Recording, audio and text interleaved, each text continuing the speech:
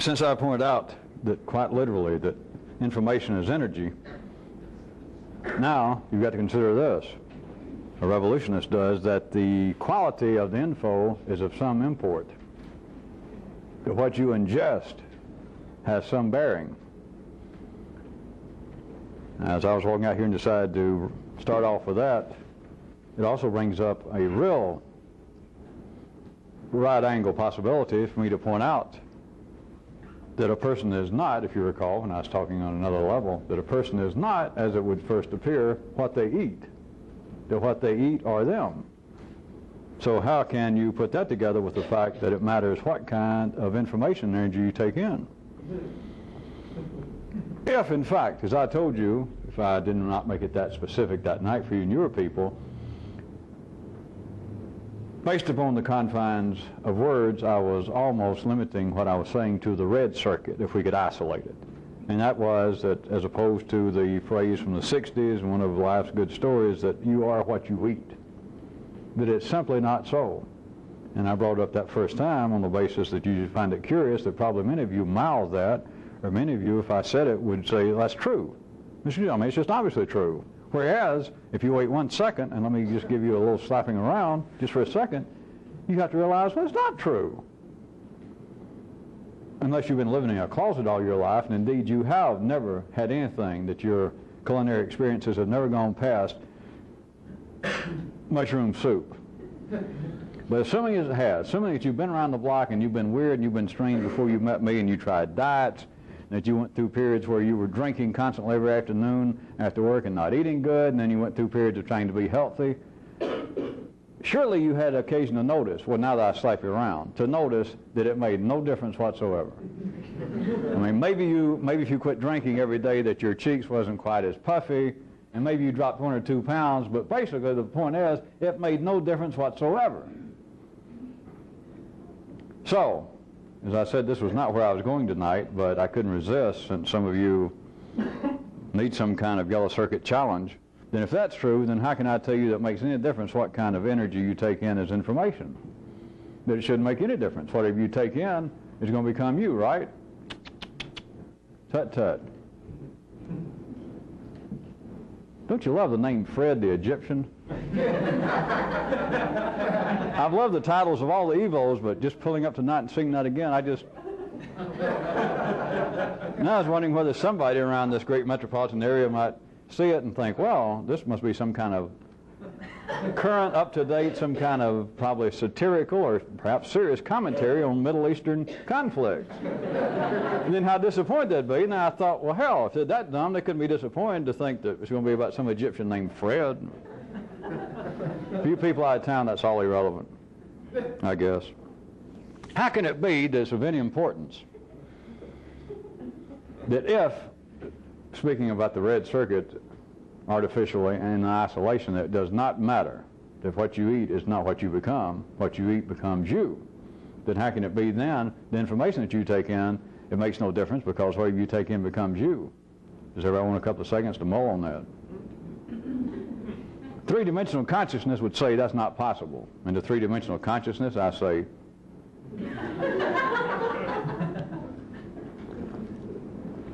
maybe I'll come back to that, maybe not. Just something for you to think about. Or if you got real low level of consciousness, it's something not only to think about, it's something to worry about. Because low level consciousness could think, well, wait a minute, you have finally actually contradicted yourself and admitted it. And to that I say, that's squared. It does matter the information you take in, if you're a revolutionist. Everyone else, it does not matter. It does not matter at all. If it mattered at all, then you would quite easily expect, and you would correctly suspect and expect, that life out at the newsstands next to the checkout counters in grocery stores would have the writings of Marcus Aurelius put into a tabloid form instead of the National Enquirer. There would be some sort of intellectual food. There'd be something to read. There'd be something then apparently to think about, even with average people, that would be of a more challenging quality than there is But notice this. This is hard to point out, and although I keep trying, it has to do with the topography of human consciousness and it being synonymous with reality itself. And that is that you cannot read anything that's unexpected. You don't see anything unexpected. Not at the ordinary level, not back at city consciousness. You do not even pick up anything unexpected in areas that you might expect it to be unexpected. Such as, I happened to be in the grocery store, and the latest one I saw, I glanced down at one of those tabloids, and it had a photograph. Of course, they didn't say that that was the line that the article was about, but it was something to this effect, that B-52, which is an airplane in WW2, B-52 found on the moon.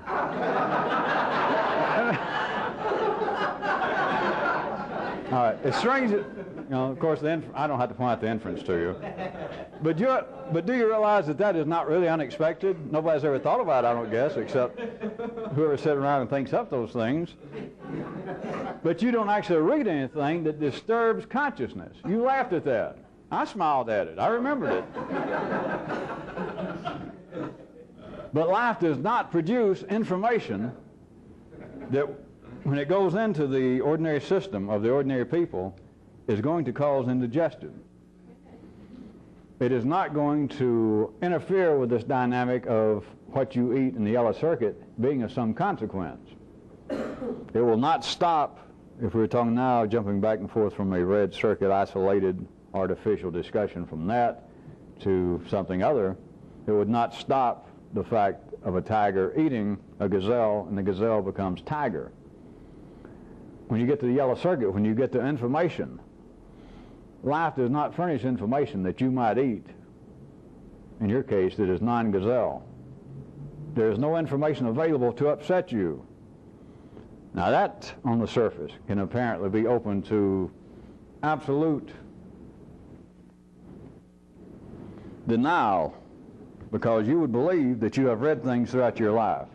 Let's take information now on the basis of reading just for a second, to keep it down to something that everybody can think about the same thing, something you read, newspaper, book, magazine.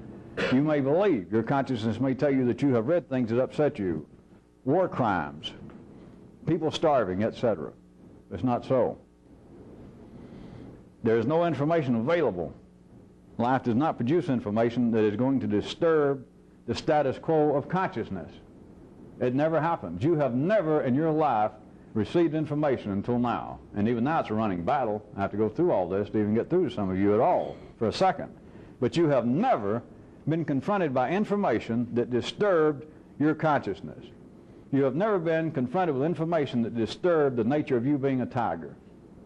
Whether you were eating a gazelle, or whether you were eating grub worms, or whether you stumbled across a Big Mac, or whether you were eating a picture of a gazelle.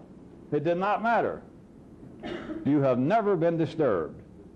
Now you can say, I'm not going to stay on this, I know that you can say, well, I have read information that made me fighting mad, made me want to spit, made me cry. Everybody has. But you have never had information that disturbed the status of consciousness. Never. Never, never. Life does not do that. Life does not go around. Life, I could say many things about life.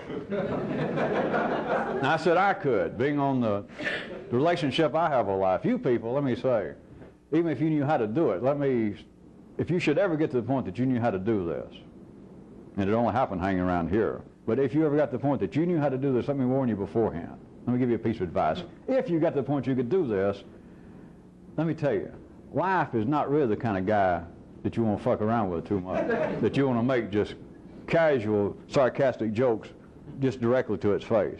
So, don't say I didn't warn you.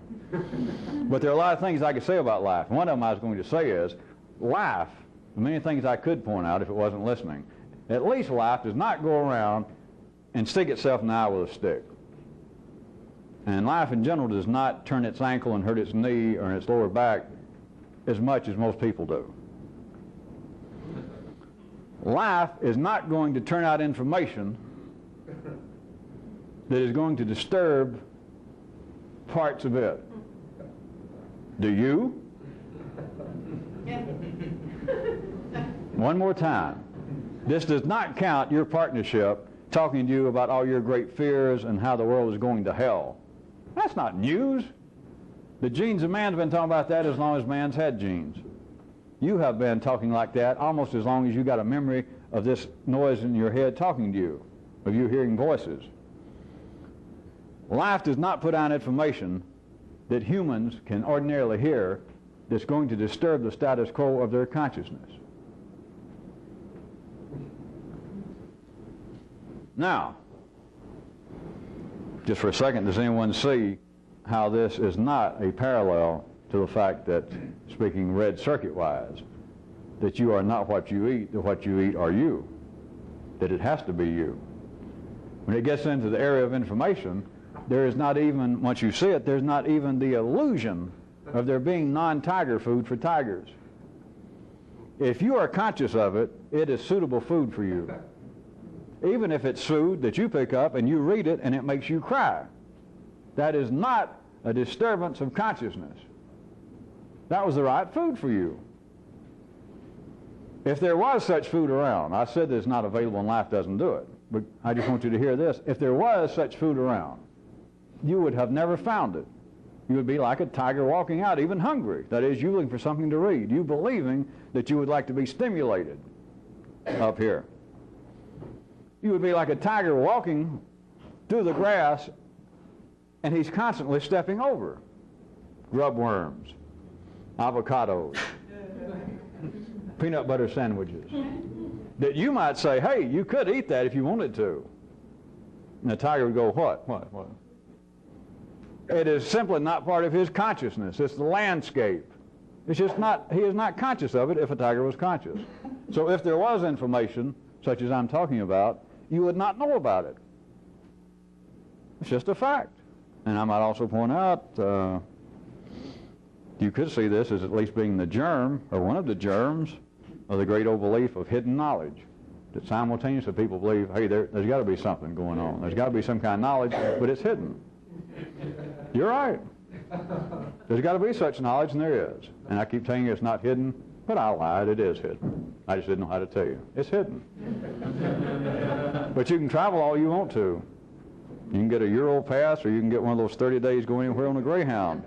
And you'll never find it. Never, never, never, never. It'd be like somebody else telling the tiger you just stepped over a peanut butter sandwich. Or somebody, if I tried to tell you where the knowledge is, and I said you just passed it, you'd go, what? Where? Now back to what can be done. You have first got to see that it does matter what you eat, information-wise.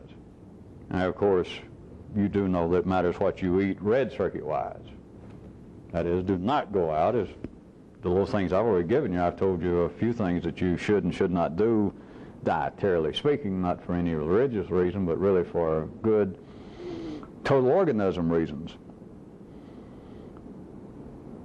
But it is acute in the area of information. If we could isolate sections of man's circuitry, if we could just talk about the body can get by on almost nothing. And it can get by. I make these little jokes, and I've seen several of you laugh, so I know that you know what I was pointing at. If you've got a minimal threshold of health genetically, you can almost get by on air. Now, of course, I don't mean that literally, but you can almost get by on drinking water and eating 2 carrots a day. That's not everybody, and I'm not telling you to do that, but I'm telling you a fact. The whole thing about diets, I don't mean just losing weight, but the diet, and as a matter of what people eat, that is no more a fitting hobby. That is no more a real hobby than a matter of health. And I normally just include it when I say health is not a fitting hobby. There's nothing to be done with diet. Not if you're reasonably healthy to begin with, and if you can locate that threshold. But when it gets to the yellow circuit, you're dealing with a part of man's organism that, in a sense, is less than absolutely necessary. That is, you could undergo experience, have the joy of having a stroke, or being partially decapitated, or having severe brain damage, And to a limited degree, you could still serve life. If it lets you live, if you lay there in a coma, then you're serving life. I don't mean because you want to. But if you were not serving life, life would do with you what it did with dinosaurs. When it gets tired of you, when it gets through with you, when you can no longer feed it, you're bad news. So what I'm saying is, if the yellow circuit was cut out, if it was cut off of you, life still might let you live. Years, maybe scores of years, and you would still serve life. You would have that in common with a tiger. But when you get into the area in our 3D world here, the area that is singular is this. And in a sense, and you got to listen quick because this is not true in the greater dimension of it, but in a sense there is no natural 3D yellow circuit food. Now, that's not true. Because if it's there, it's natural. But the thing is, you cannot go out and shake bushes and get information to fall down like berries. Were it not for man being here, here again is a great one if any of you can get to start hear stuff like this. When I say something is true and I say it's not true, right quick, I'm not trying to be funny. It's that 3D consciousness cannot go any further with this. And you can learn something from that. That is, if man did not have a yellow circuit, there would be no information on this planet. But if there were no information on this planet, man would not have a yellow circuit. So apparently, now listen, this is not true, this is one of the cases. It's not that man in some way conjured up out of the clear blue sky, that pulled outside the system information. But I just simply, you should be able to see that insofar as the red circuit could feed itself, we just what's laying around. It's there. There is no similar, there is no parallel situation with the yellow circuit. Apparently, this is not true, but apparently, within the confines of 3D discussion, apparently, man himself has had to invent information. Information does not come on trees. You cannot mine information. That man, through the yellow circuit, had to invent information, and then it started feeding itself. You follow that? Now, that's not the limits. But you should understand that these kind of examples should start showing you the absolute physical limitations of ordinary consciousness, because some of you are getting good enough, some of you newer people, that you can hear a piece of it, and I say, but look, and you see the other piece, and they won't fit. And yet when I mention them real quickly, singularly, you can hear that, yeah, they're both true. And then you almost want to smile in a brand new way that they both got to be true. Simultaneously, I can hear it, except when I put them together, and they will not make a sandwich.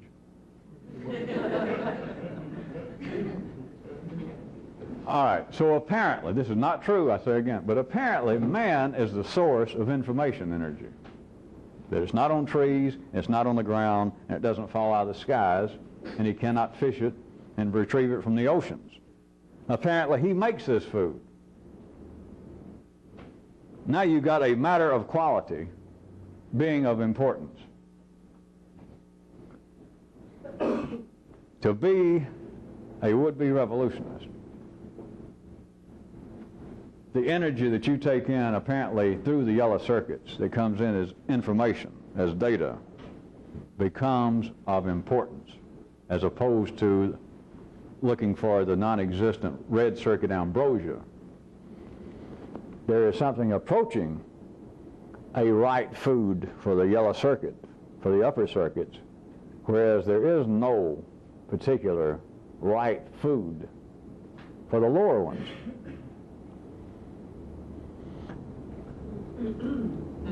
Now let me see if I can't give you some small hints. I don't know why I said that. I don't deal in smallness, do I? Flamboyance. Greatness, if not grossness, is the name. How about this? Insofar as yellow circuit food, information, literal energy that the yellow circuit has got to have, and you have got to have it in a particular way to ever pursue this, so as to better kinds, the quality. Let me start us here. Don't ever pick up anything that somebody else has handled. And by all means, don't ever eat it. But I'm telling you, don't even pick it up. Where would that leave one? Well, back to one of those real annoying crossroads that maybe some of you new people have already heard me quoted on. If not, here it comes. Is you should never think the same thing twice. That's bad enough. That's hard enough to take that as being a solo piece of information, that you should not think anything twice.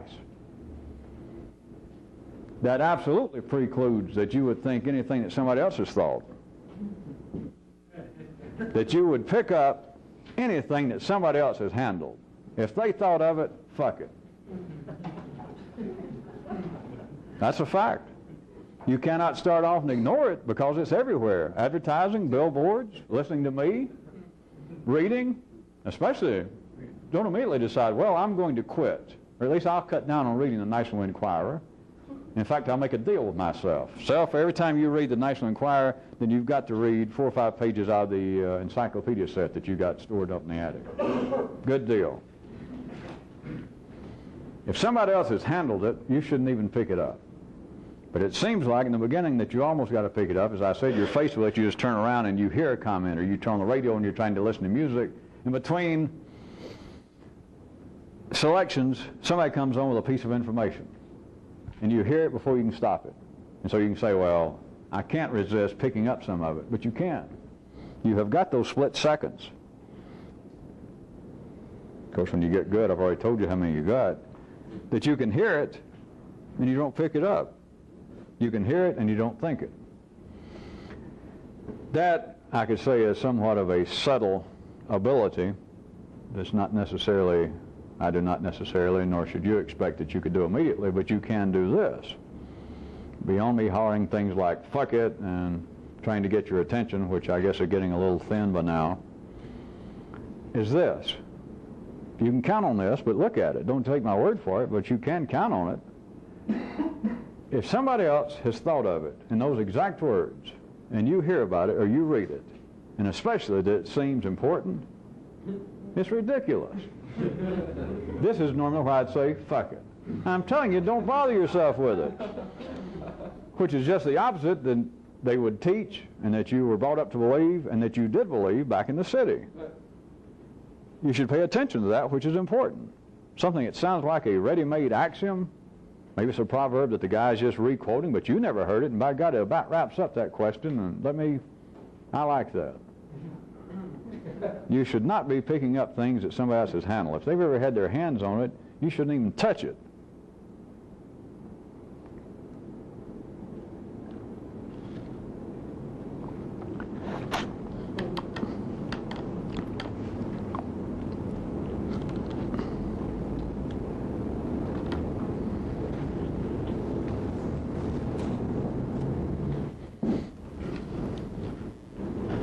Subparagraph.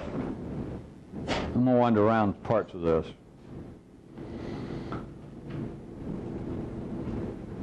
A real revolutionist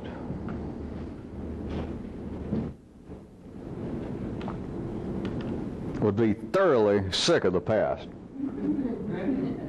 As a matter of fact, he was a, remember, non-sexist little h for all of you people. He would be thoroughly sick of the past, and he would be pretty damn weary of everybody else's future.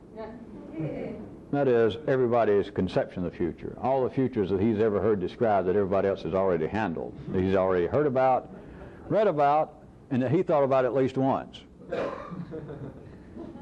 say that he's thoroughly sick of the past, there is no exceptions to that. There is no holy ground. He would be sick, just thoroughly sick of old loves, his family, missed opportunities, the whales of his own partnership, past cuts and bruises, whether they heal properly or not. Those that he'd think about that didn't heal, that now he limps from breaking his leg. But then he thinks, yeah, that's weird though, but then the other time I fell down and threw my shoulder out of joint and had a guy at an Amoco station just popped it right back in. And it never did bother me. Isn't that weird? He would be sick of both of them. Not sick of the one that didn't heal right. He would be thoroughly sick of the past. Just sick of it. What is there to think about? Oh, all right. Maybe I should put it to you this way. Maybe I could say it's more a matter that he is sick of his memories of the past than the past. Does that sound better? If it does, I've got to ask you this. In the 3D world, what is the difference? I'm not saying there's not, but what is the difference between the past and memories of the past? If they're the same thing, why don't we just have one word? We've got too many words already. Why did human consciousness have to have a word that I have my memories of the past? What is, in the city, what are the kind of memories you're going to have? What do you have to have? Is there a difference between, well, it's my memories, and then there's actually my memories of the past. What else are you going to have? A real revolutionist is just thoroughly sick of the past. Now, those of you with real acute hearing, I continually jump back, not exactly on the same, 2 and 3 legs. If you think so, you're slightly mistaken, but I continue to try and turn your attention back in this general area. There is nothing in a revolutionary sense. There is nothing in the sense of whatever the hell this is about and whatever the hell brought you here. There is nothing of any benefit. There is nothing to be learned. There is nothing to be gained from the past. That's just a fact. I know how this flies in the absolute face, not simply of what you believe, but it flies in the face of what your little genes in the lower circuits feel. They rebel against it. They deny it. And then it gets up into the yellow circuits, and they just dismiss it out of hand.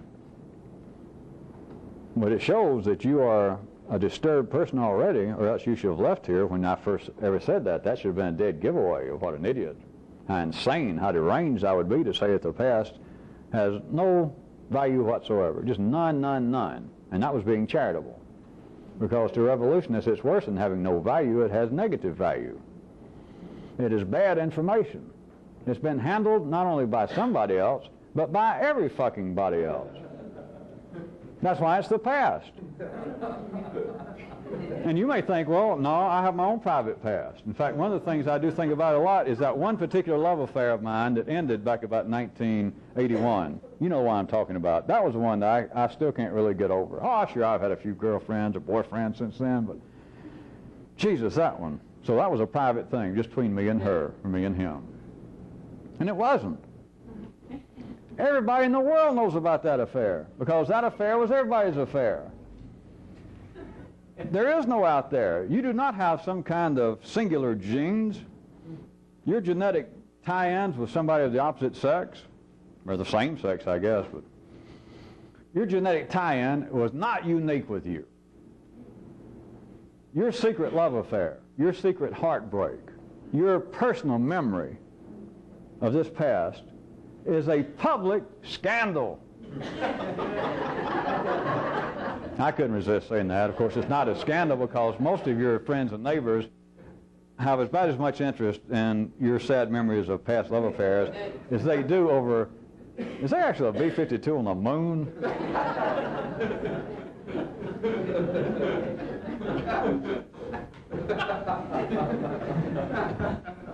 There seems to be, I'm just, I guess, sliding up to an even more potentially distasteful one for city consciousness, another area. But there seems to be memories that are so basic to ordinary life that they almost seem sacred. And if love affairs didn't do it, when I first started this subparagraph, I threw in family. So let's sneak up on that. I will reiterate for those of you who haven't heard it, your family, your blood kin, but I mean primarily your family. Mother and father, and those of you old enough for your own children.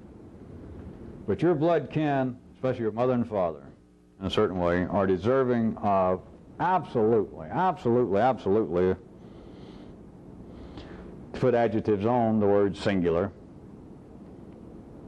are absolutely deserving of singular attention, because you cannot harbor ill will, you cannot entertain ill voices toward your family and go very far in whatever the hell this is. I'm telling you a fact. It's not moral, it's not religious, and it's not because I say so. It just is. History is full of people getting enough information around the edges of the campfire to come up with everything from religious dogmas about this to psychological theories as to why it might be harmful.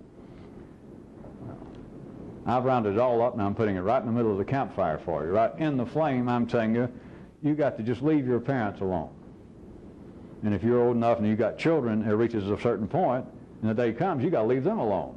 And I don't mean just when they leave the nest, if people still use those terms. You may have to leave them alone when they're still at home. You may have to finally say, hey, go get a paper. When they leave, move. The day may literally come that that's it. But there's one little thing I'm not saying here. This was just to bring some of you newer people up to date of wondering about some of my comments probably about family. All that beside the point. If your children became dope dealers and had the police hang around your house, or if your father gets to the point that all they do is bitch, all they do is complain about you, about everything, the day may come that you may have to physically remove yourself from them. But internally, you have got to put them in a particular place and keep your hands off of them. You cannot wrestle with them. You can't try and slap them around. You can't try and straighten them out. Among everything else on this planet, even the 3D world, you just got to leave them alone. Maybe more than physically. Having said that, that is what I am pointing out, that a revolutionist is just thoroughly sick of the past, and that does not exclude not the family, but his memories of the family. That he's sick of it. There's nothing else to think about. Now, an ordinary person back in the city can believe what I need is to go into analysis, because I continue to talk to myself about how my mother or father mistreated me. And I know it can't be true. I know it must be my subconscious interpretations of some of the things they did, or perhaps they were just bastards. But I need to get over it. There's nothing to get over. They weren't bastards. They were your mother and father.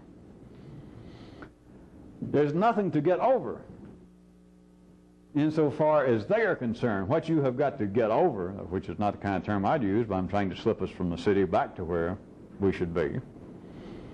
It's not a matter of getting over. You got to turn it loose. There is no explaining it. There is no way to justify it. There is no way to talk it out. You got to turn it loose. Of course, you've got to see right now, you might try and do it because I said so, but you've got to see that life operates on its own schedule, its own timetable, and people are wired up to take life personally. A revolutionist does not take life personally. You can't understand anything if you take it personally. A revolutionist would be sick, thoroughly sick, of the past period.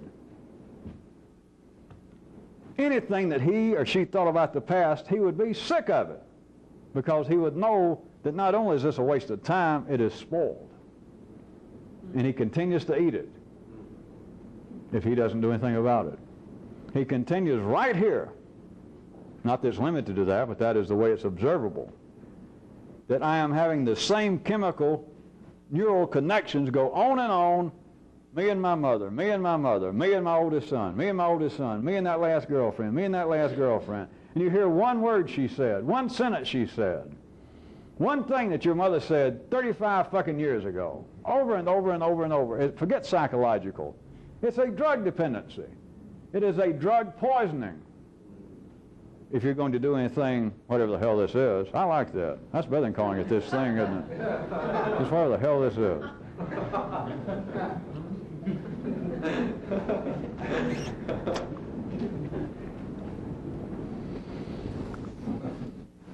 You have got to be thoroughly sick of the past. Not sick in the city sense that, well, tell me something new. I got these bad memories I have, and hell, if you can help me, help me. Analysis hadn't done it. Drugs didn't do it. My astrologer seems to have her hands full helping me. you help me. You see, you didn't listen. If that was you, I was talking for you, archetypically. It's not help you. I'm saying you forget it.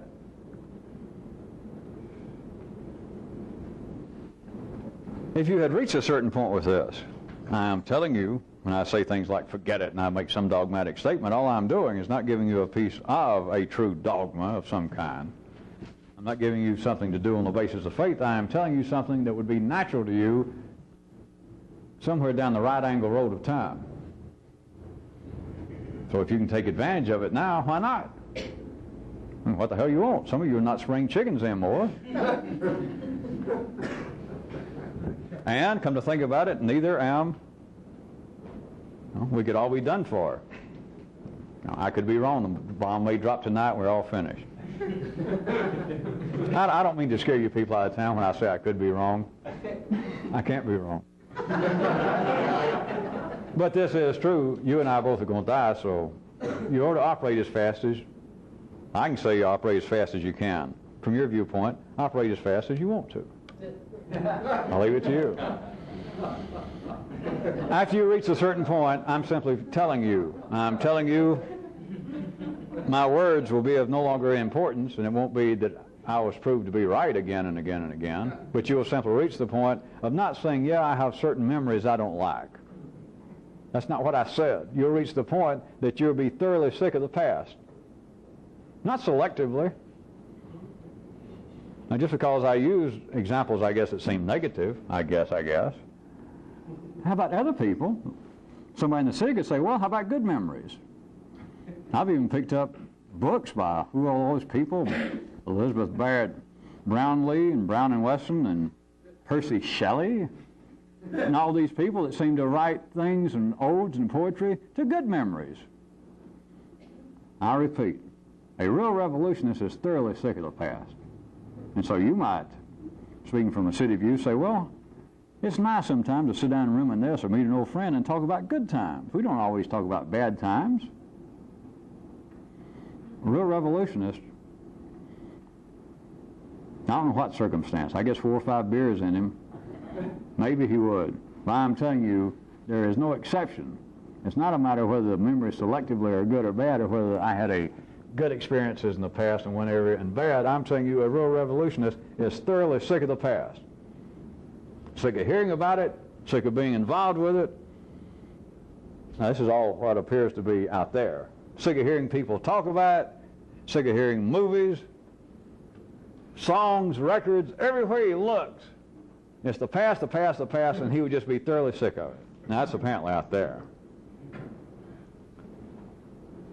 Here is where he reaches a point that you have to put thoroughly sick, I guess, then in caps and underline it. Just thoroughly sick of it.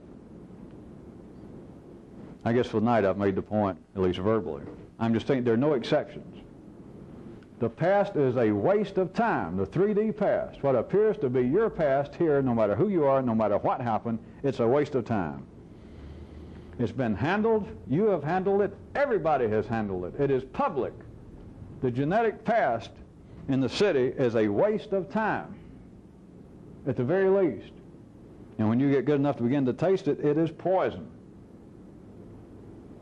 Before I go on to the next paragraph, there's some of you newer people here in other places begin to see, as much as you're trying to listen and hear this, the nights we meet, assuming that there's some validity to all this, whatever the hell it is.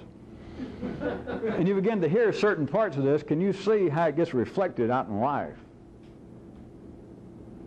Like out in life, there is the belief, selectively, episodically, the belief in religion, psychology, just your mother, your aunt, common wisdom, that it's not too good to dwell on certain memories.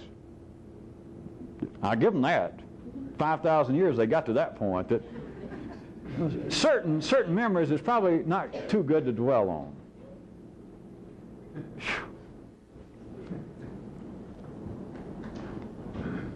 If they were just intelligent as man believes he is back in the city, if they could just always go back to my old idea of the FREM, the fictitious, reasonably insane man, if people could actually be, as they call it, reasonable, logical in the city, which they can't, but if they could, the way they describe it, they would they would be faced with this. Somewhere in the last 5,000 years, somebody somewhere. Remember all these theatrics. I'm not criticizing life. It's simply the way it is. It's try to get you to see something. Back to where I was. Somebody in the last 5,000 years would have went, wait a minute. All right, everybody, including me, believes that, selectively speaking, some memories are less than profitable. Right? Right. Me and everybody seems to agree with that, even Percy. So that means that some of them are worthwhile. Okay. And I seem to believe that. All right, if that's true, let me think of some memories I have over and over. All right, how has that memory profited me 1 iota, 1 shekel? In what way, just what minute way, just the way in which I can be conscious, in the very least, has this benefited me? And throughout the planet, simultaneously, you would hear this sound. Or at least a little gasp of, but do you hear that? No. If life allows it as a hobby, remember I told you, it has got to be meaningless. It cannot be disruptive to consciousness, or life will not allow it ordinarily. It simply will not. Well, I'm not going to stay here and preach a sermon, but for you newer people or you older people, you continue to hang on to this and you benefit from it, and I seem to be conveying information that is energy that's not available anywhere else. And so even the parts that doesn't seem to make any sense, or the parts that seem to strike you as being questionable, try and be a friend. If so far so good, or there are certain areas that you really benefited from what I told you, then take those that apparently either seem too simplistic or just can't be true, that I've finally gone off in the wrong direction. Give the information some credit. So I'm telling you, before I go on, a real revolutionist will naturally just reach the point you'll understand it yourself that you'll be absolutely, thoroughly sick of the past. It is dangerous. No exceptions. It is poison. And it is useless. Somewhere in that spectrum, try and find your way. It just is. Not so in the city.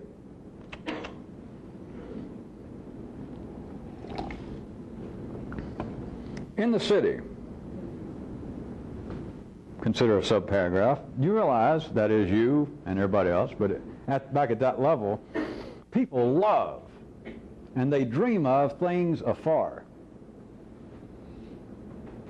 Whatever the hell you thought this was, you thought it was afar.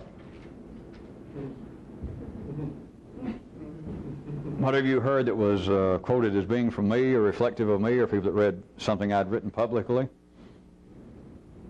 But I don't necessarily think about it. People assumed that whoever I was would be from afar. Well, somewhere afar, if not Indian, at least, French or Panamanian or something afar. The information would be further afar than it's proved to be. I mean, it's proving some of you new people to be afar, but in a direction that you never even suspected. You're not even sure what the direction is. In other words, it's weird, but it's not weird. But ordinary consciousness dreams of things afar, whereas the real revolutionist is struggling to grasp first and then struggling to control as much as possible things that are nearby and immediate. And the nearby and immediate that I could draw your attention to right tonight would be trying to pull together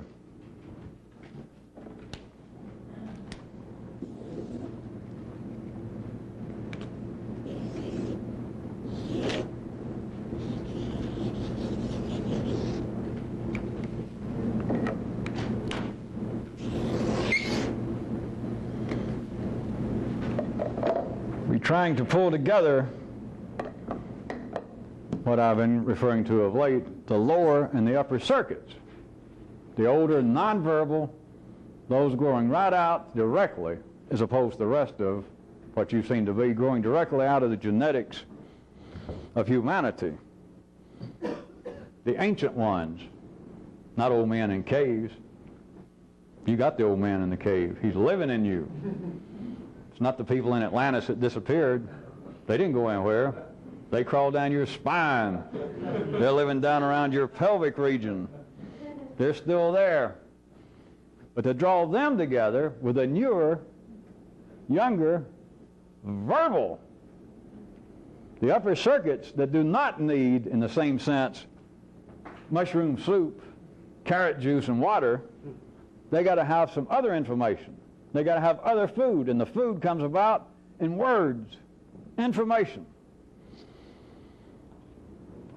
So while the ordinary dreams of the city is always for something afar, always, whether they believe it's in a spiritual nature, intellectual nature, just an inspiring nature, the dream is always that it's afar. It just is. I mean, right now, if we're going to have some kind of drawing, who's going to be interested if the prize, we're filming this in Atlanta, if the prize for two is an all-expense trip to Macon, Georgia? 3 days and 2 nights. Full tour of Macon. No, who cares? If it's going to be a prize, what's the prize going to be? Of course, I can start dragging this out, but you know, from here, a better prize of what? New York. But then a real prize, Paris. Then a real prize, maybe Leningrad. The dream is always, the feeling that seems to inspire people is the dream has to be of things afar.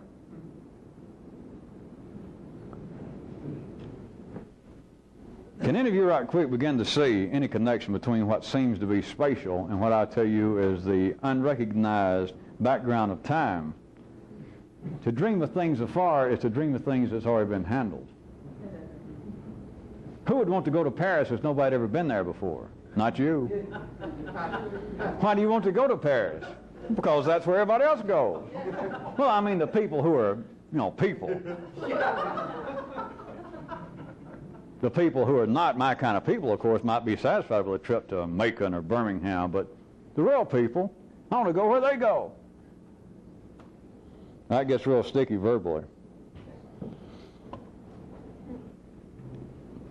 The job at hand for a real revolutionist is exotic, but it's in a direction that no one ordinarily comprehends. It can't even be seen. Ordinary consciousness cannot grasp it. But it is immediate. And it is right here. It is always nearby. Because it's in you. It is in the genes of humanity. That is where the original love, the dream of things, arises. It is the life energy in the genes of man, knowing that it's not going to die, knowing that it's growing, not just you individually. If you're an ordinary person, though, you continue to worry about death because you're taking this whole thing personally. And you feel like, hey, I plus not I does equal everything. But that is a weighted equation because if it comes to a choice between I and not I, we know which is the weighted part. But back to your genes know, non-verbally, they know that compared to what the upper story thinks, they're immortal. They haven't died yet. They've been alive at least 5,000 years that they know about now thanks to this thing.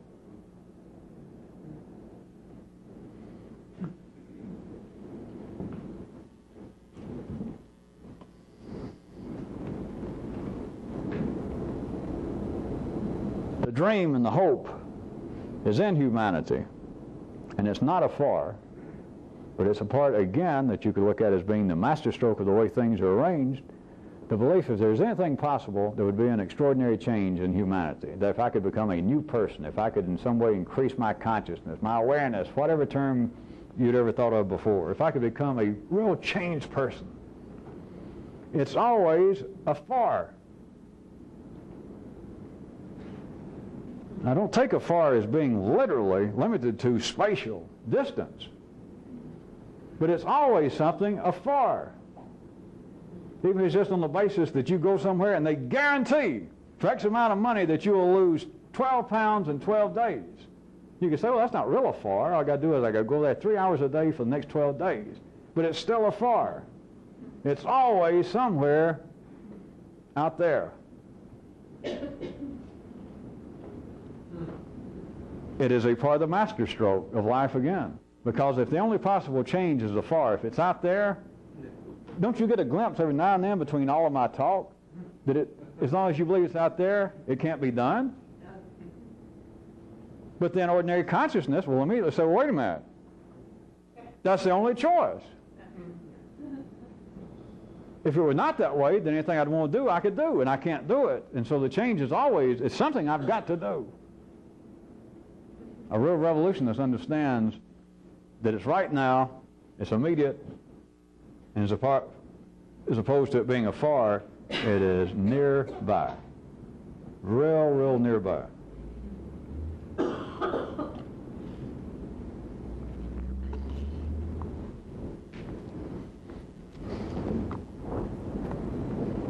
How about a third subparagraph of wherever I started?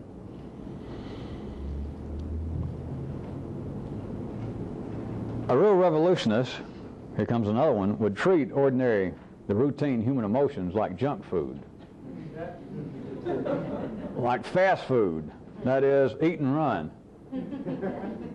That's the most the real revolutionist would give to ordinary emotion. Now you can't escape it. You can't but just start off, even if I convinced you, if I said, listen, ordinary emotions are in the same category as the past. Which of course if you're good, you'd realize they're synonymous. But at any rate, that they're in the same category. That is, ordinary emotions.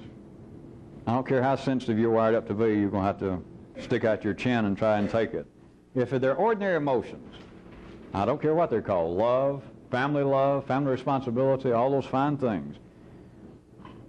If they've already been named back in the city, and everybody else has already picked them up and handled them and played with them and dropped them and passed them around, then I'm telling you, insofar as whatever the hell this is, they are a waste of time.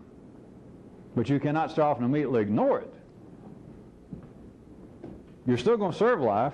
Like I said, even if you're in a coma and life lets you live, you're feeding life. You're serving some purpose. The so-called ordinary emotions are serving a purpose back in the city. But you are mistaken to believe that you have got to ingest continually and try and use that kind of apparent blue circuit, that is emotional food. As long as you're alive, to some degree, you're going to be transmitting some of that energy. That is, if I'm getting too obtuse, if you're alive, people are going to throw emotions at you. It's like kids throwing around doo-doo in the playground. You're going to get some on you. Your parents, everybody's trying to put it on you. Television will try to put it on you. Words on paper. Do you spend more than $1 a day on coffee? There's children starving in Argentina. There are people dying that you could feed. That is an attempt of life to do it to you. It's an attempt for life to spread around this kind of emotions. It is necessary in the city. That is why I use the term. I said that a real revolutionist would treat ordinary emotions of all kinds, attempted guilt, what people call love, what people call family responsibility, what people call nationalistic feelings, what people call cultural pride. I don't care what they call. Don't make me think of any more examples. I should have insulted enough people. If we had ordinary people listening, and if you are and you're insulted, what are you doing listening? Because I'm not insulting the reality of any of that. If it is routine, ordinary emotions, a real revolutionist would treat it, at the very most, as though it were junk food. Almost as though he was really in such a position that he had no more chance right then to eat, as if he had some choice. But that suddenly somebody crammed a taco in his mouth before he could move. Or whatever. But it would be strictly a case of eat and run. And to carry that just a wee bit further, I would also suggest eat and run to such a degree that he probably would have almost no time to thank, to even acknowledge the person that fed him, the person that was so kind as to throw this shit at him and get it on him. Probably not enough time to say, well, I appreciate your interest in me. It's nice that you remembered me. Hurry back. I hope I see you again. It would be whether it was family, love affairs, religion, culture, whatever.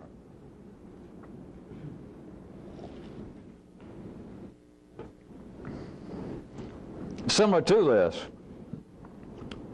in the same subparagraph, is talking about emotions.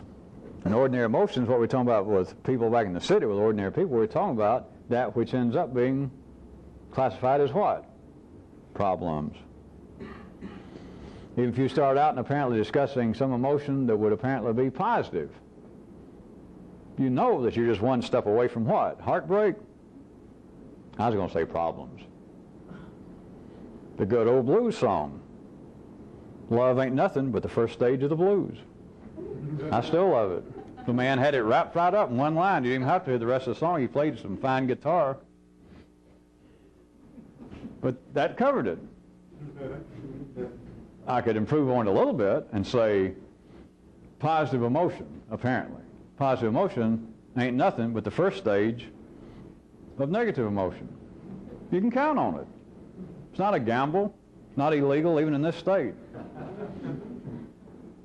That if it starts out and apparently is positive as much as a relationship, oh, I'm in love. The guy had it. Right? You're in love.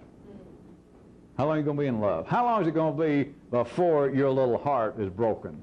Before that terrible person has stepped on your pecker again, if you're a man. If you're a woman, take that figuratively. Although I don't know what choice you have. If it can be expressed as a positive emotion, surely you see this. Don't say that you don't like it, and don't say that theoretically that shouldn't be true, and don't say, well, yeah, it may be true, but it's only because the gods are still making us pay off the debt. Just face up to it as best you can. Anything that even seems to be on the surface a positive emotional experience. What should be more positive? Try this. Than the relationship between family. What should be more positive than the relationship between you and your mother? The one who physically carried you around, the genes went directly from her into you. She dropped you out, and there you were, and raised you. Was decent enough by some standard that let you reach the age you are, and she didn't kill you when you were young. It'd have been an easy job. And yet now what? Who is it that makes you madder than anybody? Who is it that you believe is the closest thing to a demon on your back? Her. That is your memory of her. We got to turn the tape. Quite simply, without belaboring it any longer tonight, you can easily see, without any judgment, without really hurting yourself, that all ordinary emotions, at the very least, have this, go with me this far, you got to. They have the obvious, strong inclination to eventually, if not sooner, turn on you. Face it. Don't just look at your relationship with your mother, as I was doing at the end of that tape, that should be, from any reasonable view, your closest relationship. But the majority of murders, absolute homicides throughout this world, at all times, the majority of them, family members. So look at it if you want to look at it in another direction. How about now that some of you are parents, and look at all the great sacrifices you did for the little tyke, and that you didn't kill him or her, and you let them grow up, and you fed them. And then all the stories that your partnership tells you that, yes, I gave up a career to have little Betty, or Brunhilde, or the man thinks I worked 7 jobs and I gave up. I could have run away with that stripper back in '67, and I stayed here, and I raised the little kid. And now look what I've gotten for my trouble. Look what I've gotten. Of course, the worst thing, don't make an example of what you normally have gotten, is about what you were to your parents. Just simply is. Genes will out. But what apparently, again, should be the closest connection, and you feel like, Jesus, I can't stand this kid anymore. Get out of my sight. I don't hope you die or anything, but, go. And don't write. Don't call me for help. Just go. Leave me alone. All right. You have simply got to be able to look and see that back in the city, at the ordinary level of consciousness, all so-called emotions, no matter what, charity. Do I have to make more examples? Who could get more whipped up to be charitable to somebody? And they fall down, they kiss your feet. Then after you're charitable to them 3 or 4 times, you know, you're giving them X amount of money every time you see them. Like 4 or 5 times, they want a raise.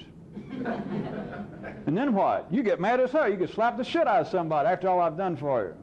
Everything that apparently can be a positive emotional experience, you've got to see, at the very least, has a strong inclination to become otherwise, right? Any of you that can't swallow it all at one time, you got to see this. They all have the potential. If you got to start there, that which apparently is positive to the zenith, charity, you can end up down the person you've been trying to help, end up on the floor, down the mud, wrestling with this person, you and them fighting because you missed 1 week of coming by and giving them money. Or it's their birthday and they thought they should have got more this time. The obvious ones, if I have to do this, look at the great wars throughout history. I mean, some of your favorite wars were what? Apparently on religious basis. That by God, our God loves you, and if you don't believe, we'll come over there and we'll kill half you people. Or the good old Muhammad. You got 30 seconds to go from being a heathen to a believer. Allah loves you. We're here to help you. You got 30 seconds, or we're going to cut your throat. All right. The point is, to the revolutionist, all human emotions are junk. They simply are. You've got to understand now, it's not an attack on human emotion, on love and charity and all that. But the city conception of it, that is, ordinary 3D consciousness conception of it, is flawed. And by flawed, it is lacking. It is lacking at least one dimension. It is there, but it is not yet necessary for it to be there in the consciousness and in the behavior and in the experience of ordinary people. But it is someday coming, or man would not be talking about it. The messages will not be arising from the genetic level. For 5,000 years, men have been talking, writing, singing about love, charity, and compassion. Not an attack on humanity, but you have got to see that the day has yet to come. That even when you, much less other people, are apparently involved, the messages will not be arising from the genetic level. For 5,000 years, men have been talking, writing, singing about love, charity, and compassion. Not an attack on humanity, but you have got to see that the day has yet to come. That even when you, much less other people, are apparently involved with a charitable relationship, you just got to see that you're always that far from killing the person. When you're involved with a love affair, it's that far from that person just turning on you and saying, hey, I'm sick of you. Or you're that far from your mother saying, I wish I'd have killed you. Get away from me. You've got to see that there is something lacking. That's all I'm trying to point to again specifically tonight. So you have got human emotions, the ordinary emotions amounting to, from a revolutionary view, amounting to not much more than problems. Therefore, they are like junk food. Everybody else is dealing with them. As long as you're dealing with ordinary people, which you've got to some degree, your family. A lot of you are going to have relationships, and you already do with people not involved with this. No, and at your job, you're continually, unless we all become hermits, you're continually faced with ordinary emotions from other people. But you have got to see them for what they are. You've got to understand what they are. You've got to treat them as though they are junk food. And you've got to see that everybody else, even if they start out apparently on a positive basis, if somebody that you just met once or twice says, I remember you from the last party, or when I saw you so-and-so, and I've heard something about you, and I remember our conversation. I just want to tell you, I really like you. I know we just met a few times, but hey, they want to pat you and shake your hand. You should realize that the basis of this is a problem. The future of it is a problem. At least the potential is there. At the very least, the potential is there.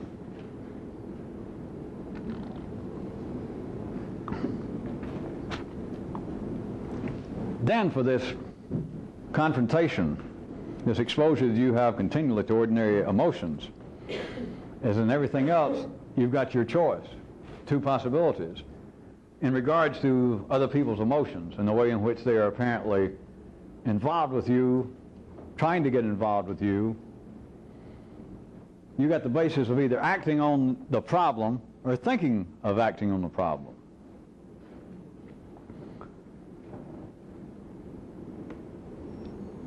From the revolutionary view, since you cannot absolutely escape other people's ordinary emotions,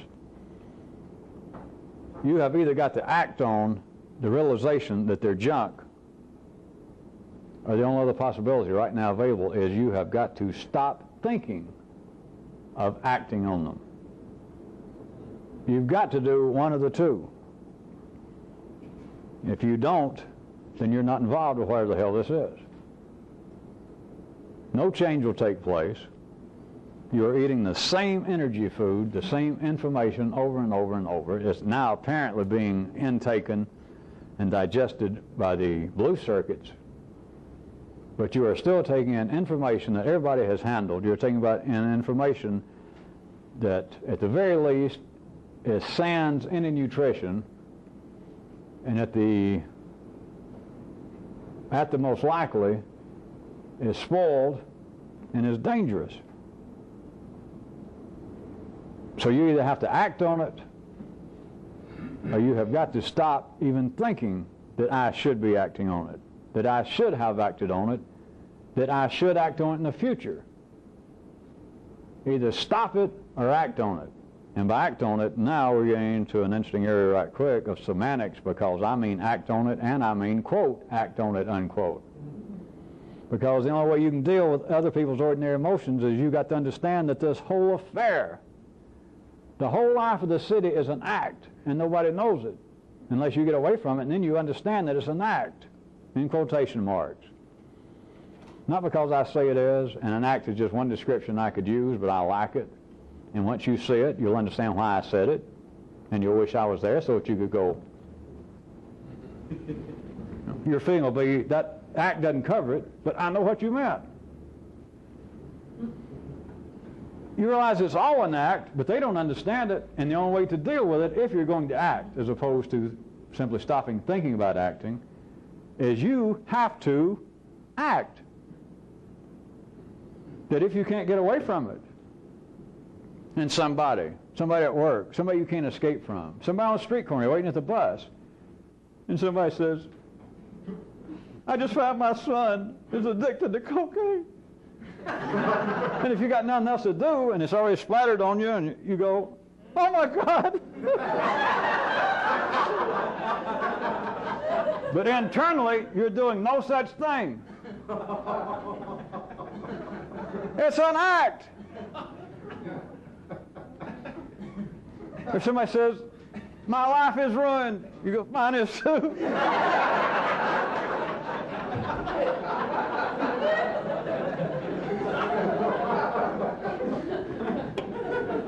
I know how hard and how silly and how funny and how strange a lot of this sounds.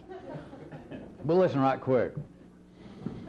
Somebody is standing around talking to you about how life is no good, as opposed to you reading it in the newspaper. Let's say another person that seems to be a different kind of energy. Somebody's talking that way, and your whole system begins to sympathize with it. Yeah, it's true. It doesn't seem to be open to debate. Regardless of what I say on Monday and Thursday nights, you get back there in the city around other people, and they start talking about how life is coming apart and how about the morality of our country. Forget about, the breakdown since the Roman Empire. In the last 10 years, the morality of this country, the decency, has just gone completely downhill, and it's getting faster and faster, and I'll be surprised if we last until the 90s. And something about your whole system, it just seems true. Listen to me right quick. Down here, down in the old genetic part of you, and everybody else knows that's not true, because that part's been alive longer than history, and it has yet to be destroyed. It's been in wars, it's been decapitated, it's been shot at, it's been miscarriaged, chances are, somewhere along your line. It's had everything happen to it, and up until now, all of your progenitors that apparently were two-legged beings that separate from you have died, and yet this part of you is still here. It's been here. Forget Mel Brooks. He was only 2,000 years old, he said. Down here in you is at least 5,000 years that we know of. So it's not the one. It's not the one that's going to handle these problems, these human emotions, as being anything real. Religion, the belief that everything's coming apart, the idea that life is devolving. Down here, and you and in everybody knows that's not true. All right? Up here, if the yellow circuit in ordinary people, if there was any reality to what their own yellow circuit says should be its function, is its function, to be objective, to be scientific, to be reasonable, to be rational, to only make decisions based upon evidence, then this, as much as this, would hear some idea about life going downhill, and the cold, calculating, nerdy, impassionate yellow circuit in everybody on this planet would turn on whoever said that and say, well, you are just the living epitome of irrationality. That certainly is not true. Evidence absolutely is to the contrary. And that'd be the end of it. Surely you hear that. How is it then? What is the basis? Where is the rationale from any view? How can you believe? How can you have faith then? Ordinary emotions, when they're all based upon, when they all will become, or if you still must have it this way, they all have the ability, if not the strong inclination, to become a problem, to become negative, no matter how they apparently start out. Where is the basis of it?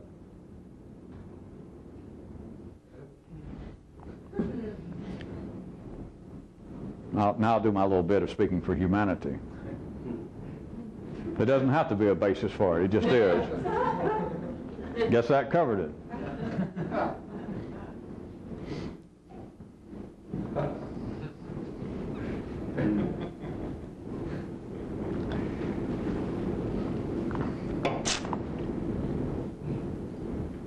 I should update, I'm sure William wouldn't mind, update Hamlet.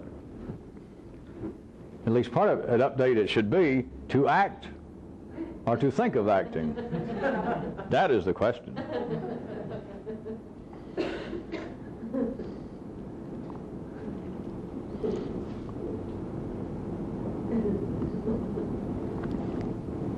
There's another several ways while I'm in this area, let me point out. A real revolutionist, if I had to put it in words, which obviously I'm about to, this particular aspect, he would let everybody else, of course he can't stop them, you know I mean something figurative when I say let everybody else, that is, he would let everybody else lead the lives that they felt like they had to live. And that's it. But he does it knowingly. He does it consciously. He sees that everybody in the city, that everybody else that he knows about except him and me. It's only two people that you'll know for sure when you know anything. The rest of it's open to speculation, you'll think. But as far as you know, there's only two people. And everybody else, you have to see, are going to lead the lives that they feel like they have to lead. And that gets awfully close to a sentence with a period. Awfully close. It would be an absolute understanding that there is a drama going on in the city and that nobody understands it. That everybody in the city, even when they're dealing with what they believe to be, what they say are transcendental emotions, supramortal emotions, higher emotions, they are in an act and they don't know that they're actors. And therefore, if they cry and you're stuck there for a couple of minutes, cry along with them, laugh along with them, turn on them and say, would you shut the hell up? As long as it's an act. Because you're letting them consciously live the life that they believe, that they feel that they must lead. And that's awfully close from a revolutionary view to a sentence with a period. That is, let them live the life they got to lead. And since I say that you should never put a period, how about this? Let them lead the life that they got to lead. and then look the hell off.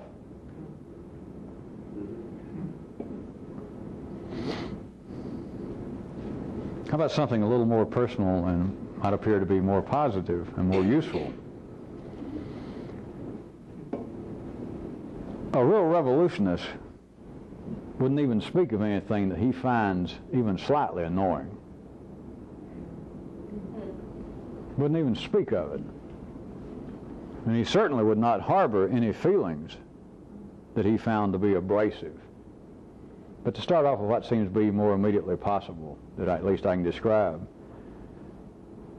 Truly, he would not even think of anything that he found annoying. I don't care what it is. You know what, how about something that's kind of necessary in the city? Well, my oldest son, he's a serious, heavy into drugs. He's probably killing himself. I had to just turn him out of the house. And not only do I think about it, I should think about it. That's cubed. No, it's not. A real revolutionist would not think of anything he found annoying. That's it. Why would he? Why? Right quick, do I have to go back? Down here, it can't think, but if it could. If we could isolate the red circuits, look at every other creature. That's the belief that, well, remember that story that I told you that I saw on the bulletin board out in front of the church? If you put yourself first in a relationship, it won't last. Tell that to the red circuit. Tell that to the red circuits of, hey, let's go dance with that person because they'll step all over us. Let's go dance with that person because they will not enjoy it and they'll probably throw up on us or they'll insult us. They may even stab us or shoot us before it's over. Not the red circuit. So now that I have to play the same game with you, go back up to what apparently is supposed to be just the ordinary, back in the city workings of the intellect, the yellow circuits. And you're going to tell them, well, look, you got a lot of spare time. You got to be thinking about something. How about all these things that annoy you? Why don't you think about them? Of course, if the truth be known, your mind would say, what do you think I've been doing for 40 years? Why are you being sarcastic? What's my choice? Why would it, though? Back to, if this indeed were the calculating circuits, that they should be impassionate, they should be looking after your best interest, they should be reasonable, logical. Why? Tell me to what profit, to what avail would they think about anything that annoyed them, including, I'm trying to pick an example that sounds pretty extreme, even including the fact my oldest son's killing himself with drugs and I tried to help him and I can't. God, I think about it all the time. Why? Forget any kind of ideas of city morals and all that. I'm asking you if we were talking about the actual operations of the intellect. Not me talking, back in the city. What life has told people at the ordinary level of consciousness is the proper functions of the mind, the intellect, reason. What possible profit? Show me some evidence. Show yourself in history. Run back down the nervous system. Get all the way back down here to these immortal genes, the nonverbal, and find out what has been the possible benefits of a person, including me, but of any person, of humanity, thinking about things that annoy them. Well, here I'm doing my humanity bit now again. Well, now I don't know, you're trying to trick me with some kind of words, but there's obviously got to be some kind of purpose or all of humanity wouldn't do it. We wouldn't all sit around and cry and have wakes and have sad poetry, and all religions wouldn't be, oh Lord, don't let them step on my pecker one more time. So it must be reality. It must be necessary. It's probably good for us. That's it. It's good for us.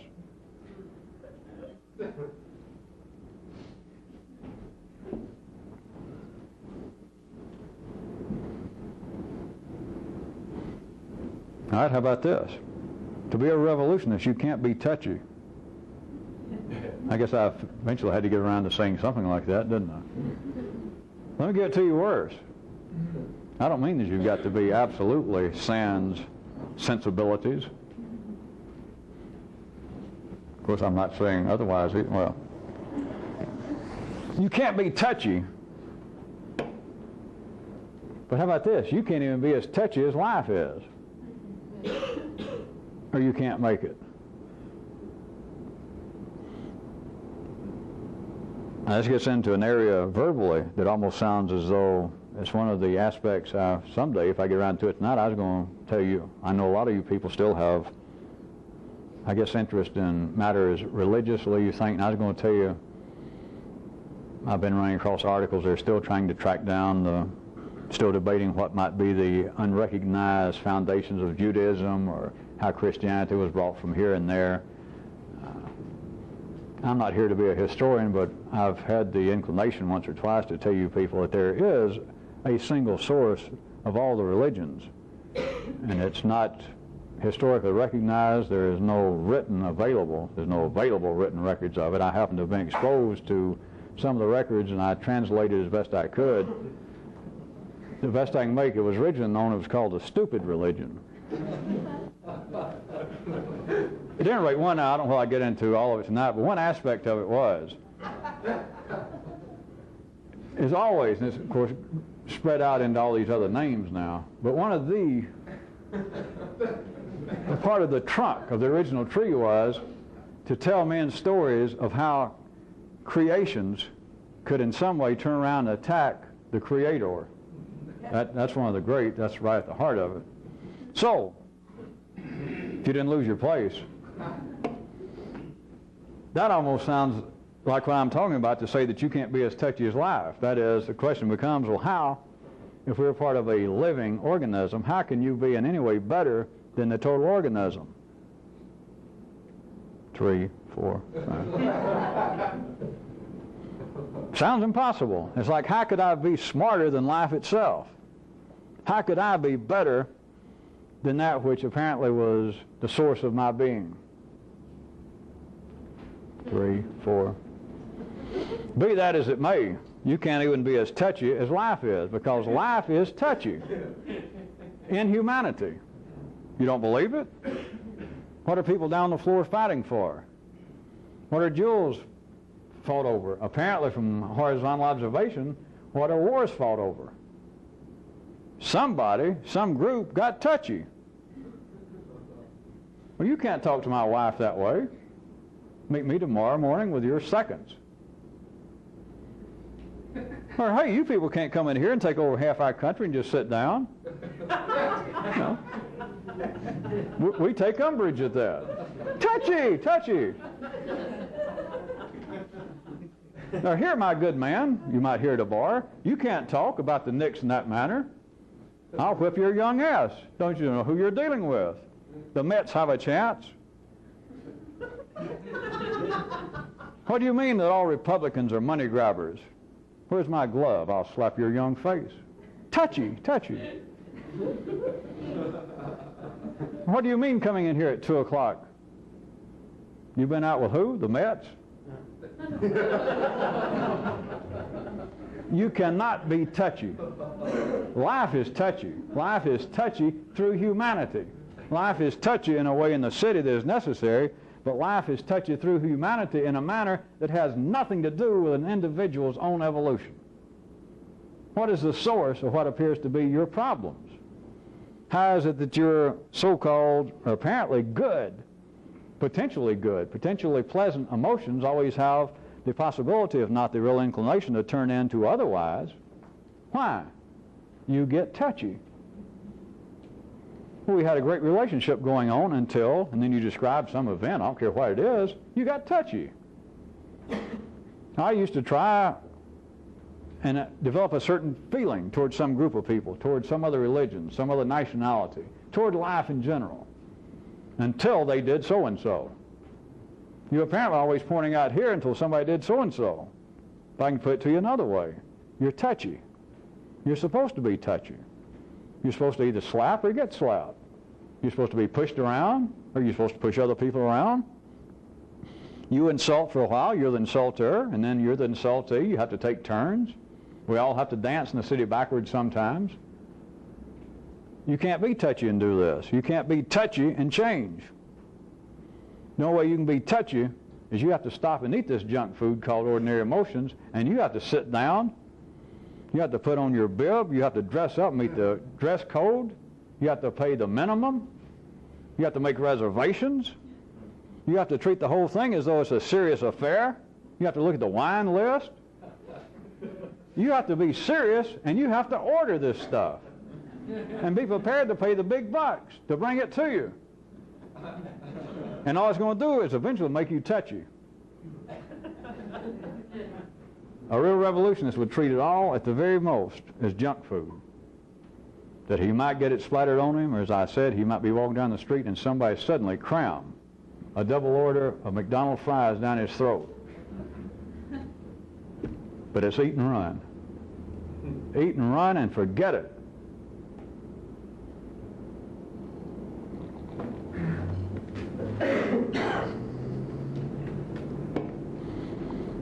Insofar as touchy, let me give you another. You could take this as being the rule for the night. The maxim for the 24th of that great favorite month of March. That is how defensive you are is proof of how conscious you are. How defensive you are is living proof of how perceptive you are. How defensive you are proves whether you have some nonverbal idea at all of what the hell this is all about. See, it's just a slight step from touchy to defensive. A real revolutionist would not ever do anything, would not ever feel anything, would not ever think anything, would not ever say anything that he ever had to defend. Now, you can't do that immediately, but as soon as he realized how much of his life is taken up with defending, he would see immediately how perceptive he was. You should not be involved ever with anything you defend. That includes your mother, your father, your children, a religion.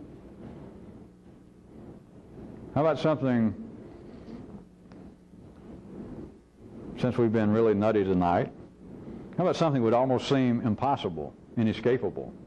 Almost sounds as though it's down to the physical, untouchable level, which obviously it's not, or I wouldn't say this, or else I'm nuts. What if you had to defend your own race? What if you had to defend your own nationality? Like every time you hear a joke about Albanians, being Albanian yourself, you'd like to say a word about justice. I'm telling you, if you're any potential being a real revolutionist, quit being an Albanian. Quit being Irish. Quit being Catholic. Quit being white or black. Just quit it. I don't care if the rest of the city looks and they say, well, hey, you're black or you're white.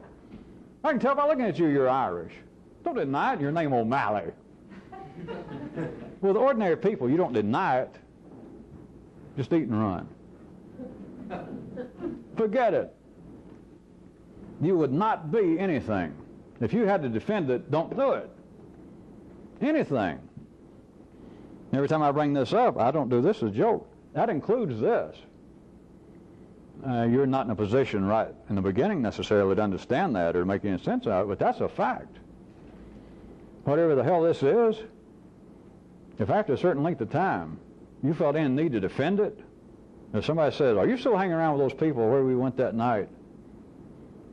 No matter what you say, you feel a need to defend it, after a certain time, I'm not going to tell you when, but I'm just telling you that nothing is exempt from this. That is the rule that if you got to defend it, you shouldn't be doing it. If you got to defend it, all you're doing is showing your level of perception. But how about even jumping further? How about humanity's continual attack on life itself? And then apparently life has set up this continuing floating crap game of apologists. They pop up as poets, prophets, religious leaders, politicians, mothers.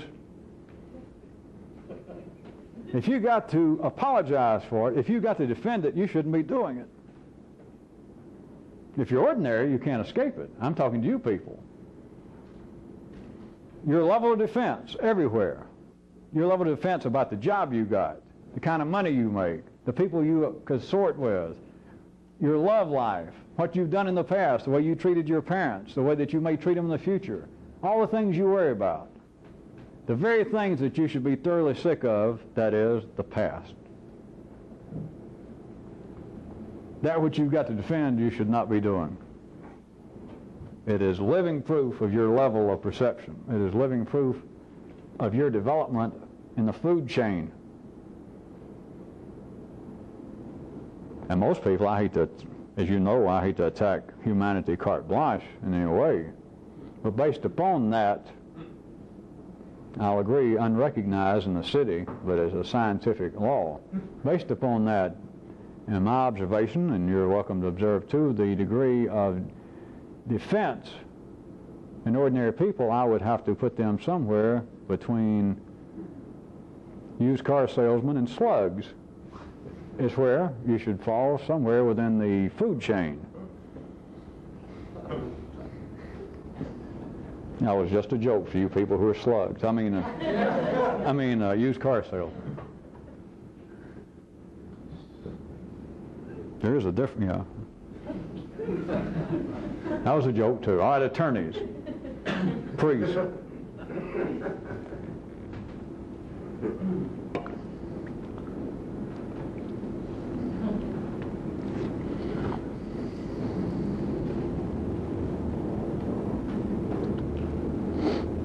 As long as I'm over here, there was one other way in which we could express a piece of this, and it is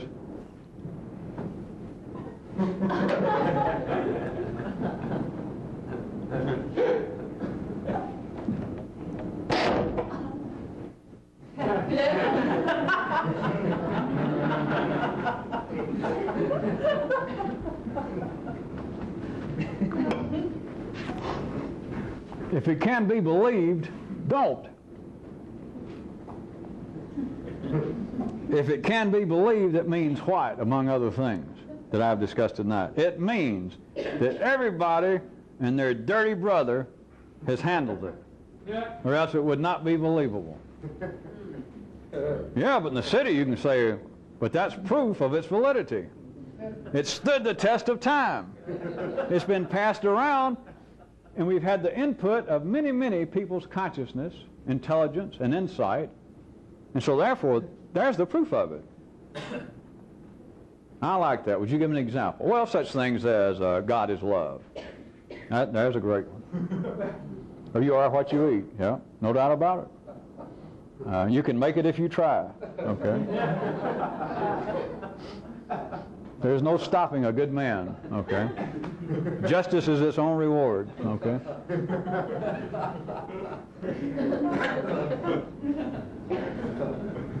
If you are wired up, if the information comes in and immediately, just at line level consciousness, it's believable,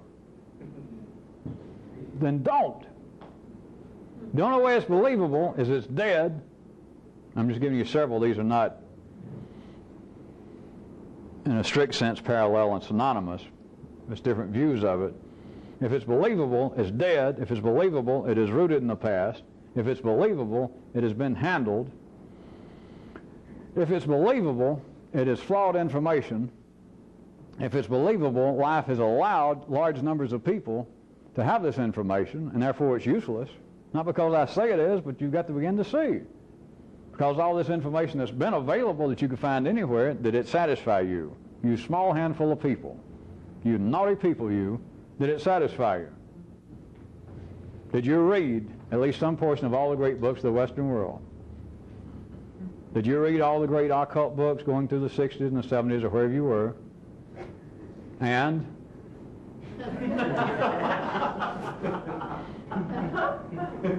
See? If you'd met me then, I could have told you. Another real joke.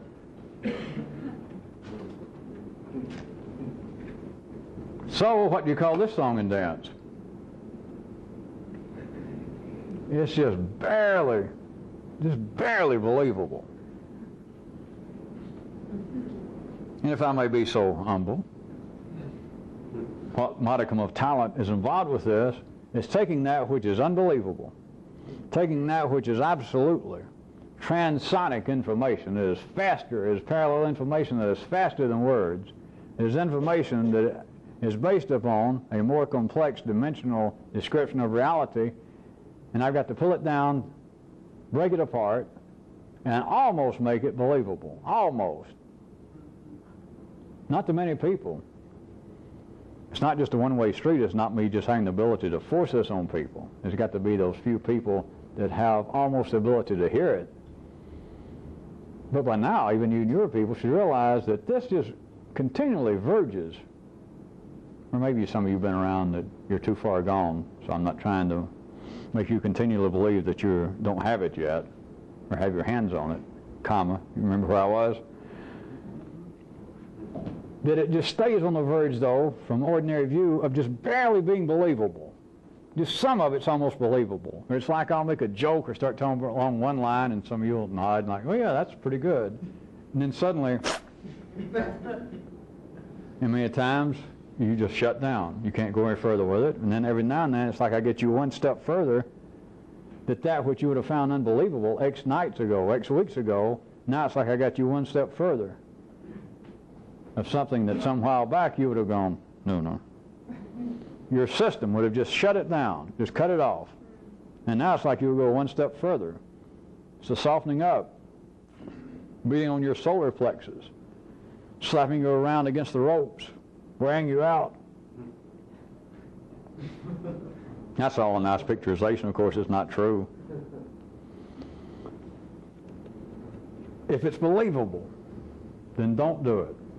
If everyone else is taking it seriously now, throughout history, if you can look it up in the outline of the great books of the Western world, all the great thoughts, the great ideas that somebody has broken down into an outline, or the 100 great ideas, and you look them down, and every damn one of them, without any doubt, is a great idea. 100 ideas to live by. No doubt, except for this. It's just a joke. It's ridiculous. If that's too strong for you, look at them. And assuming as educated and sophisticated as all of you should be, all 100 of them you have thought about before. You've heard about them, some variation. You believe in almost all of them, let's say. If you're really educated and really a good, sophisticated person, you believe in all 100 of them. So what? You believed in them since you heard about them. To what avail? Well, I'm in a hurry. I don't have time to go into that. Nobody does. To no avail. If it's somebody else's information, if it's believable, if it's already been handled, and it's in the past, forget it. The only information, the only data that has any reality, that has any validity to somebody trying to do this, is parallel data that is, in a true sense, it is transonic. It is faster than words. It is more complex than can be described. And not in some mystical, hocus-pocus way. It's simply, as I have pointed out, in a way that should be able to even fit in with your ordinary yellow circuit activity, that if you just take it in a lateral sense of the nervous system, if you simply had a continuing awareness as time as being a fourth dimension in everything, and that all apparent human emotions, given enough time, will turn into their opposite, that all human beliefs, given enough time, whether it be a minute, an hour, 1,000 years, will turn into their opposite, that there is nothing stable, that no noun stays a noun. No object continues to be what it apparently started out being. But as long as you're dealing with episodic consciousness, as long as you do not have a continuing awareness of time as being what amounts to a fourth dimension, then whatever everyone else says is believable is believable. But when you begin to understand that, then you understand that when I say that the information is transonic, that is parallel information, it's not in some spooky way. It is in a way that as long as consciousness, as long as perception is episodic, as long as you believe that there is a past, that there is some kind of present, there's some kind of future, as long as your consciousness is episodic in that manner, then all information that you have, all information that comes in as energy and comes into food, as food, is lacking. And no questions can be satisfactorily answered, blah, blah, blah. Life seems like more or less a pain in the kazoo. And especially with people like you, there seems to be this great itch, there seems to be this great interest, this great hunger that I'd like to know what's going on, I'd like to be able to feel in a different way, but where can I turn to? Where is it? Of course it's everywhere, but you can't see it. But there is something that you can try and remember,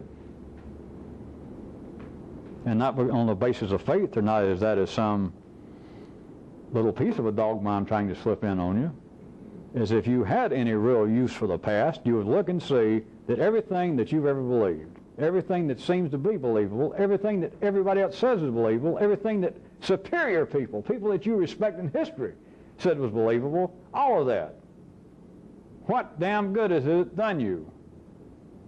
How has it changed you? And if you just had the basic rudiments of the operations of reasonable thinking yellow circuit consciousness, as man says he has, the answer would be none. Not only me, nobody. It has not made one iota of difference, as far as I can tell. But that's impossible. No one can see that. They're not supposed to. But if you begin to see it, you'd realize that such things as that is not funny. It's not insanity. That is secret information. Forget some babble that somebody believes that their uncle down in Pascagoula has been meeting people from Pluto. Forget that kind of gibberish. There's insanity. Except there's a fact. And nobody can see it. So worry about there being strange information. There's the strangest. That sort. That you get a glimpse of it, and it's just a fact. There's none to prove, there's none to debate, you don't have to try and defend it. But it can't be seen ordinarily.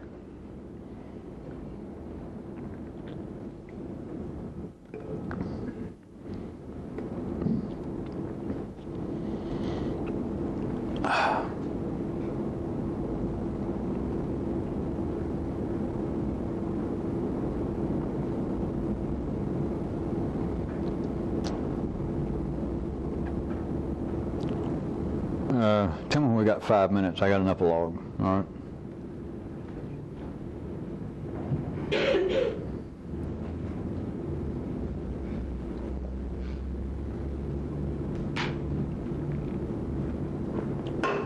Wrap up with 2 or 3 things. As far as acting as opposed to thinking of acting. And I said either do when apparently you're faced with problems. Is either act or for the time being stop thinking about acting. Right, there's another way to look, taking the first part of that. If acting is necessary, that is, just right now, the best you can make of this, that your feeling is, I cannot cease to think about acting. I can't seem to act. I can't seem to bring myself to act. Or, of course, sometimes the upper circuits say, well, we can't decide exactly what to do. We cannot plan the correct mode of acting, that is why we're not acting.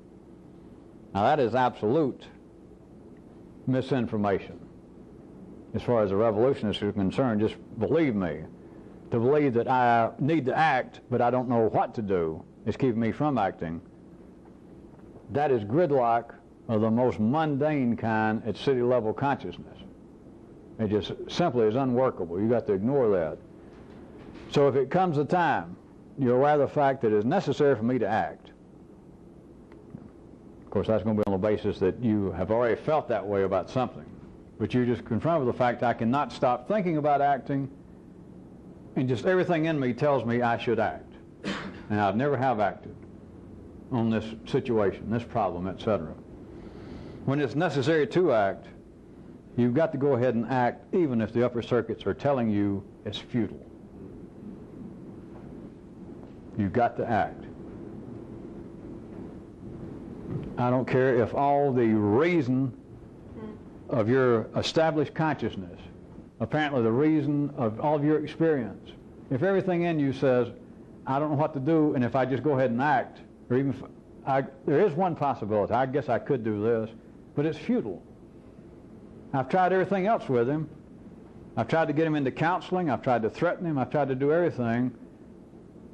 The only thing I know to do, I can't stop thinking about it, he's driving me crazy, is to take my own son and throw him out. And the voices in you, and it's the voices of the city. If you went out in the street and you took other reasonable people that agree with you, wait a minute. It's futile to take your own son, a member of your family, and to throw him out of the house. That's not going to accomplish anything. With a revolutionist it is, because if he then acts, he can stop thinking about acting. Anytime your own circuits tell you this is not feasible, this is a futile act. Now, you got to remember the basis. We're talking about now a non-ordinary person, a would-be revolutionist. And up until now, whatever the situation, I was jumping back, I assume you followed me to the idea of one of your children is now so addicted to cocaine that he's ruining your life, living there with you, to put it shortly. That you cannot act, you hadn't found what to act to satisfy you. And you cannot stop thinking about acting. That is, you can't just look at the situation and think, well, to hell with it. I'm just using words that are not the correct ones, but you cannot look at the situation and then look off and never look back. You find yourself in a position of not being able to do either one. That's when you've got to go ahead and act, but it does not matter. You've got to be aware of the fact that if you're in that situation and you're a real would-be revolutionist, in some way, the sensation, the words are going to rise that this is futile. This will not accomplish anything, I guess, is the most sophisticated contemporary description. That, wait, now this is not going to accomplish anything. Oh, yeah? To a revolutionist it would. You open the door, you take the first, and you close the door, and you close your thinking about acting.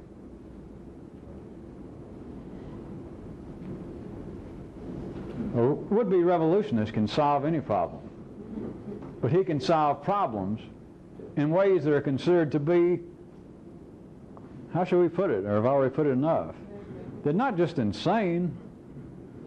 I guess it's worse. It's unspeakable.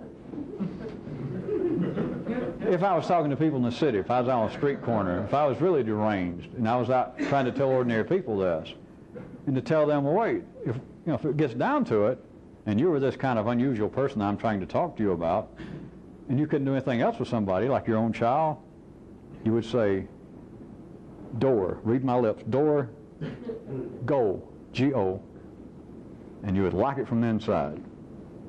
As I said, make sure you got out of sight and then leave town, move. And in the city, now we're not talking about people, we're talking about the genetic basis of life into humanity. The message is, hey, that's futile. Even if it did seem to work, it's despicable. It's unspeakable.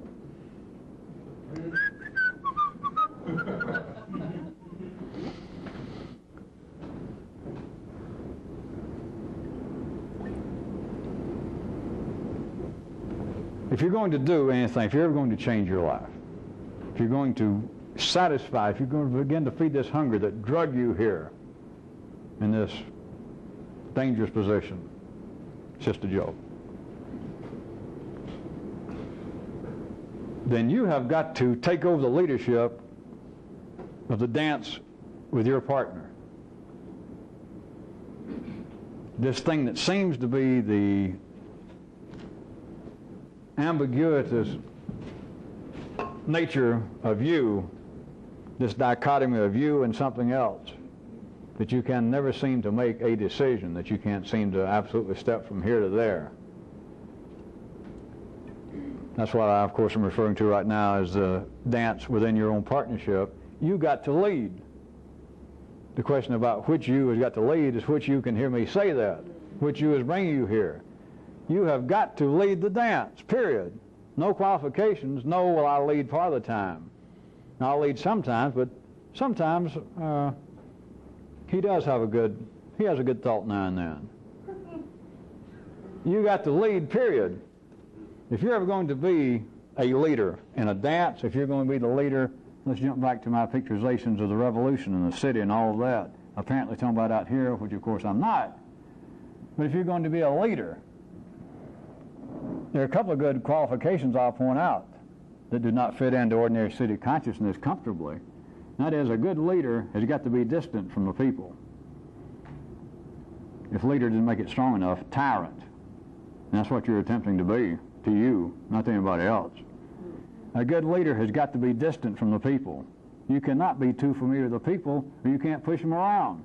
You can't frighten them. You can't make them stay in line. You got to apparently be almost heartless, but you cannot be too familiar with the people, or you can't lead them. They can't do it out there, and you sure as hell can't do it in here. And one more aspect of that, let me point out, it's only the weaker who want to negotiate. Out there and in here. But out there, who wants to negotiate? It's always the one of the parties with the least power. Internally with you, it is the partner. If you're worrying about whether it's you or the other one, it's the one with the least power who wants to negotiate. So when you say, I'm going to lose weight, who is it who wants to negotiate? That's the one you got to lead. The one that says, well, wait a minute, let's don't be too hasty. You say, I think I'm going to quit smoking. And it says, good idea, we'll start tapering down and get a book on it. Or it says, I'm going to put my foot down with my son. And it says, yeah, but remember last time you did it, he got real mad. You remember you cried, you worried about it? You go, yeah. The son of a gun is trying to negotiate. Fuck him. It is only the weak that will negotiate. And if you negotiate with it, you become weak. Is that what you want? It can cry. It can make me cry. Fuck him. He's negotiating. Let's think about it. Let's plan some more. He's negotiating. He's stalling for time. One thing that will keep the situation as is for you to stay familiar. Like be his drinking buddy. Talk to him. Give him the time of day. Pretend as though, well, there is something we could talk about, or you're not too bad of a guy. Fuck him. If you're going to lead him, you can't be familiar with him.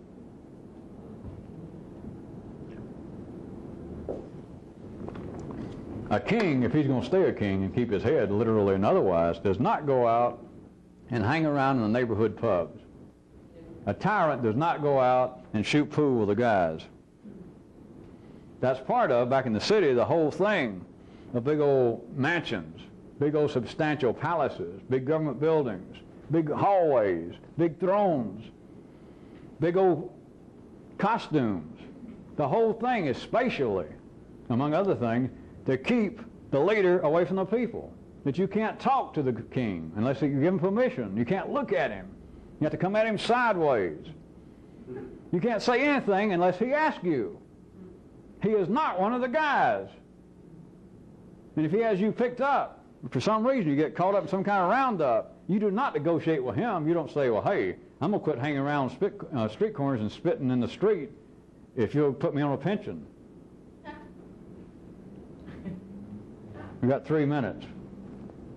I got to stop.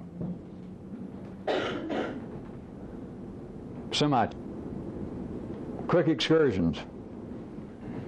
I know it's St. Quantum's weekend and all that, but you can do these. One of them is I want everybody, and if it flies at all, if you like it at all, turn it in. I'd like to see it. Turn me in a copy. I want all of you thinking about yourself as a partnership. The other one, I want you to write a love ode to yourself. This certainly does not exclude at all humor. But I want it apparently. Now, it's got to be subtle humor.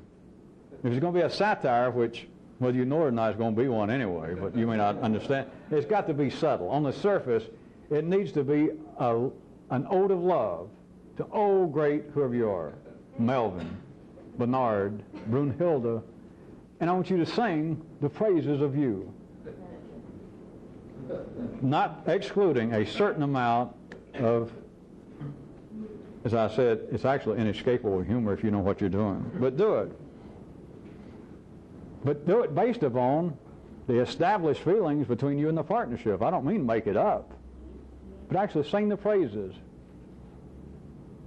You know, what a great pig you are. How your love of greed, or your propensity to greed, you know, makes the great villains of the Old Testament pale in comparison. How vain you are. How glorious it is to be so vain. And in fact, you probably should not even accuse yourself of being vain when you're as talented as you are. Vanity is not really the question, is it? And so on. And I was going to give you a nice little, can't call them rules, I never have, but let me tell you something that you are safe doing, especially you newer people. I'm trying to speed things up. You got no business, I'm just telling you to stop it if you can. You should be able to. Is you should not do anything that you don't want to do unless I tell you to, or unless it costs you your job. But other than that, a revolutionist shouldn't do anything that you don't want to do. I didn't say the partnership.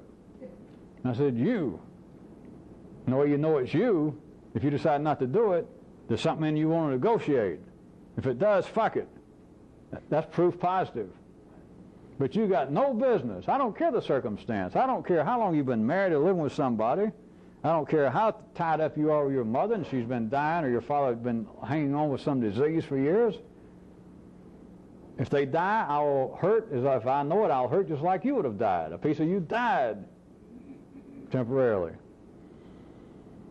But I'm telling you that you've got no business doing anything such as suffering, such as worrying about, such as thinking about anything that you don't like. You might as well face up to it.